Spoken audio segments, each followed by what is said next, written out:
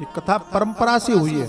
सबसे पहले भगवान नारायण ने इसको कहा ब्रह्मा जी को, ब्रह्मा जी ने नारद जी को कहा, देवर्षि नारद जी ने इस कथा को वेदव्यास जी को कहा, वेदव्यास जी ने लिखा, अपने पुत्र को पढ़ाया। ऐसे परंपरा से प्राप्त हुई।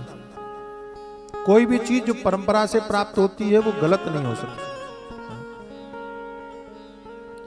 ज्ञान आपको कहां से प्राप्त हुआ ये पता चलना चाहिए, मूल उसका मालूम पड़ना चाहिए। इसलिए हमारे यहाँ परंपरा का महत्व, इसलिए हमारे यहाँ संप्रदाय का महत्व है। आप किस संप्रदाय से आते हो पता तो चले। और ये शास्त्र आपके जीवन में सावधानी के लिए ही इन बातों का वर्णन करते हैं कि संप्रदाय का बोध होना चाहिए। संप्रदाय का बोध रहेगा तो कभी कोई मनमाने ढंग से बना हुआ साधु आपके जीवन को भ्रमित करने का काम नहीं कर सकेगा। आज जिसको देखो उस महात्मा बनकर के लोगों के बीच में भ्रम फैलाने में लगा हुआ है, और हम समझ लेते हैं कि साधु हैं, अच्छी बात कहते होंगे, लेकिन हमें पता नहीं वो कौन सी परंपरा के, कौन से संप्रदाय के, हम जानते ही नहीं। तो संप्रदाय बोध होना चाहिए, पता चलना चाहिए। संप्रदाय बोध क्यों होना चाहिए? अच्छा एक बात बताओ, टंकी ऊपर रखी होती, पानी भरा होता है, वही पानी पाइप के द्वारा रसोई में जा रहा है, और वही पानी पाइप के द्वारा शौचालय में जा रहा है। पानी एक ही है, लेकिन रसोई के नल से पानी लेकर के पीने में आपको कोई परेशानी है? बोलो बोलो बोलो। और शौचालय का पानी पी सकते हैं? पानी तो वही है, लेकिन कहां से मिल रहा है ये हमने देखा, जब पता लगाया तो वो ठीक जगह नहीं है। ऐसे ही ज्ञान वही हो, लेकिन अगर देने वाला सही ना हो तो बहुत सावधानी पूर्वक उसको ग्रहण करना चाहिए।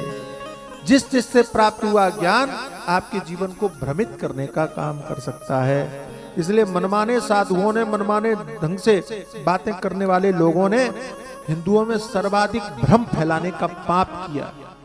यहाँ जिसको देखो वो महात्मा बना घूम रहा है, जिसको देखो वो सिद्ध बना घूम रहा है, जिसको देखो वो अवतार बना घूम रहा है, जिसको देखो भगवान बना घूम रहा है।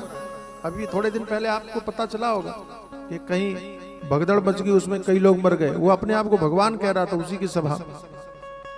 ऐसे मनमाने भगवान न जाने कितने पैदा हो गए, और जिनके कारण लोग सर्वाधिक हिंदू भ्रमित होता है, क्योंकि हम अपने शास्त्रों को जानते नहीं।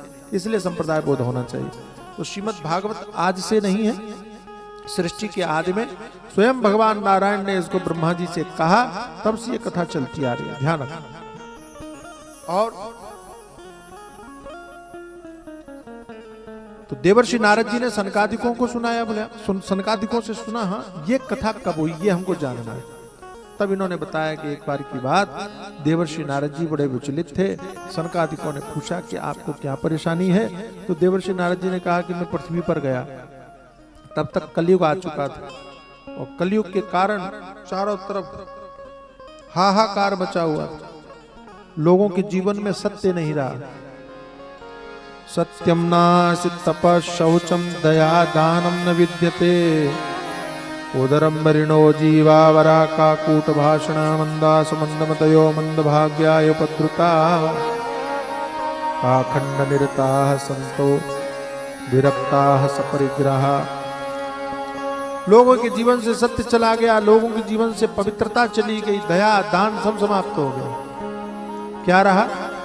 उदर भरे सोई धर्म सिखावे। केवल पेट भरने की विद्या रहेगी, पेट भरने की। उदरम मरिणो जीवा वरा काकूट भाषण। मूर्ख लोग अपने आप को बुद्धिमान समझने लगे, अभागे लोग अपने आप को भाग्यशाली मानने लगे। संत पाखंडी हो गए। किसको कहां क्या कहें आप? इस कलयुग में संत पाखंडी हो गए, ऐसा कहने वाले भागवतकार है। उन्होंने लिखा कि कलयुग में ऐसा होगा, ये कपड़े पहनने वाले लोग पाखंडी होंगे भाई। इसलिए सावधान रहना हमारा जरूरी है कि कौन सही कौन गलत।